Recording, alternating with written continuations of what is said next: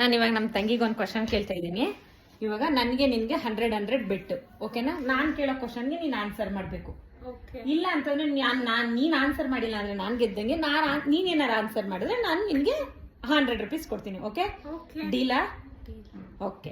ಮುಂಬೈಯಲ್ಲಿ ಒಂದ್ ಮಗು 2001 ಅಲ್ಲಿ ಹುಟ್ಟಿ 2000 ಅಲ್ಲಿ ಸತ್ತೋಗುತ್ತೆ, ಹೆಂಗೆ? 2001 ಅಲ್ಲಿ ಹುಟ್ಟಿ 2000 ಅಲ್ಲಿ ಸತ್ತೋಗುತ್ತಾ? ಹೇಗೆ? ನಿನ್ಗೆ 2 ಆಪ್ಷನ್ ಆನ್ಸರ್ ಹೇಳ್ಬೇಕು.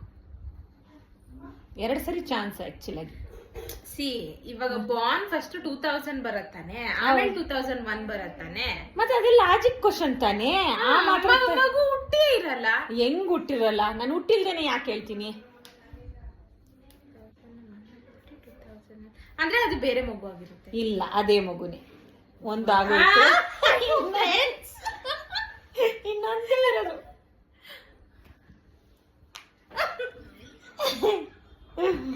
ಹೇಳು, ಹತ್ತರದಲ್ಲಿ ಹೇಳು, ಆನ್ಸರ್ ಹೇಳು.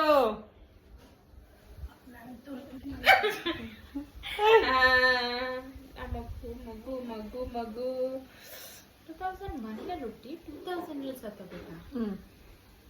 ಗೊತ್ತಿಲ್ಲ ಫ್ರೆಂಡ್ಸ್. ಸೋತಾ? 100 ರೂಪೀಸ್ ನನಗೇನಾ? ಆನ್ಸರ್ ಇಲ್ಲ. 2001 ಅನ್ನೋ ರೂಮಲ್ಲಿ, ಅಂದ್ರೆ ಆ ರೂಮ್ ನಂಬರ್ 2001 ನಲ್ಲಿ ಹುಟ್ಟಿ 2000 ಸತ್ತೋಗಿದೆ. ಒಂದು ಲಾಜಿಕ್. ಲಾಜಿಕ್ ಕ್ವಶನ್ ಅಂತ ಹೇಳಿದ.